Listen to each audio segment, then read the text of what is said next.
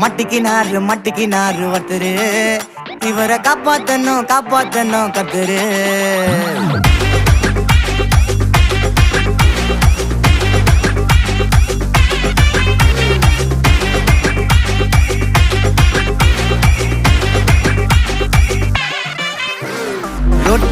ரொட்டு கடை குருமா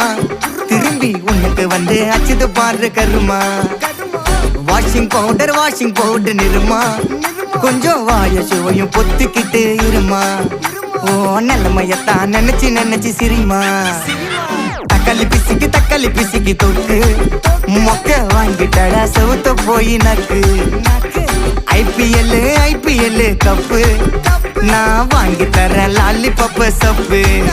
நீ சோத்தல தான் போடுறியா உப்பு அப்போ இப்படி இருந்த நீ இப்போ இப்படி ஆயிட்ட ரொம்ப மாசு காட்டினவ